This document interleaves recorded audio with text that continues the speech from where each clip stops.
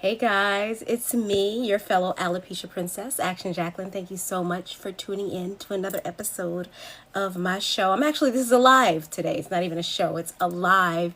And I'm here because I have to, as your big bald-headed sister, I have to address what's going on in the news about poisonous wigs. When I first heard about it, it was in relation to braiding hair. So I kind of just excused myself from the conversation. I just tuned it out. But I had to start paying attention because I have a daughter who wears synthetic braids. And man, poisonous hair. Did you guys hear about this? It's from a website called theconversation.com, which I recognize is not a medical source. But I did actually look further in. And I found information that supported everything that was written in that article from the National Library of Medicine. So if you were unsure of whether or not this is just fluff or hype or a scare tactic for us Black women or women who wear fake hair, it's real. Exposure to the toxic chemicals that we found in synthetic hair can have serious health consequences, apart from the damage to vital organs that can cause infertility, birth defects, asthma, bronchitis, and cancers. They also lead to attention deficit hyperactivity disorder, endocrine system disruption. Can an alopecia princess have it any worse than to find out that the wigs she's been wearing have potentially been poisoning her? It's so disheartening. I've been wearing wigs since I was 13 years old. And I'm not void of health issues. I've had health issues over the years. After around 35 years old, I could no longer carry a pregnancy to term. I was fortunate enough to have 2 kids already. So it wasn't a huge deal, for me. But now that I'm learning about this, I'm wondering, does that have anything to do with it? I don't know. Of course, I've been on this planet a long time, so most people who have existed on the planet for a good little while will have had health issues, and we don't even know what to conclude, you know what I'm saying? But the thought that I've been wearing these synthetic wigs all this time, and now I'm learning that it's composed of chemicals that are potentially life-threatening. That's wild, you know what I mean? And I didn't want to have the conversation. I really didn't, because I'm still not ready to make a decision as to what I'm going to be doing about wigs. You guys don't know how long it took me to decide that I no longer want to wear human hair wigs. That was a big decision. I had to go through thousands of dollars wasted on human hair wigs before I just decided I'm not bothering with them anymore because they're a waste of my money. And then to find out that the thing that I chose instead is a killer item.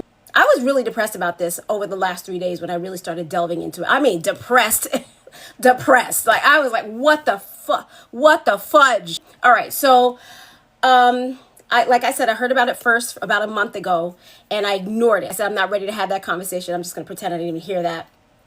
And then the other day I sat down to do my hair, and I took out my hot iron and I started working away at my synthetic hair wig. And the scent that emitted from that wig, not this one, it was a beautiful wig by Motown Tress. That particular wig emitted such a strong odor that I said to myself, if I keep acting ignorant towards this, I could literally be killing myself. So I have decided that I'm still going to wear the synthetic wigs just because I have so many of them. I don't see myself going out and spending thousands of dollars on a bunch of new wigs at this time. But when I am cutting my wigs, which I do all the time, and when I'm styling them with heat tools, I will be wearing a mask. I want to believe that just sitting here going like this is not going to cause any illness inside of me. I want to believe that. And for now, I'm telling myself that. I know a lot of you guys, especially those of you who don't wear wigs, who don't have alopecia universalis like I do, you're probably sitting here saying, girl, it's not worth it. Stop wearing these wigs. You guys don't know what it's like to have no hair and have few options, okay? There was a reason why I stopped wearing human hair wigs. I stopped wearing human hair wigs because I was wasting thousands of dollars on wigs that could not last me beyond 3 months. I mean, I've spent $6,000 on a wig that I wore for no more than 3 months. Think about that, $6,000. I bought this wig that I'm wearing for $39.99. They come in colors that suit me. The wigs that are human, they come from the hair of Asian women.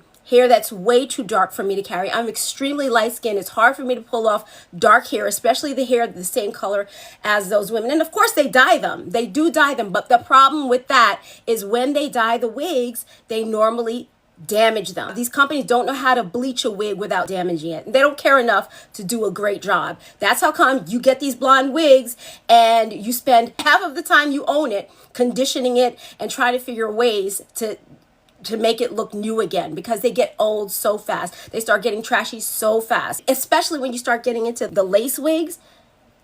Even if the quality of the hair on these lace wigs is really, really good and they don't damage it, the lace can't withstand time. So over time, your lace starts to bald. And that usually starts happening within 3 months of wear. And I'm talking daily wear. I wear my wigs every single day. Like you guys know, I have alopecia universalis. I have no hair on my body whatsoever. So I wear wigs every single day.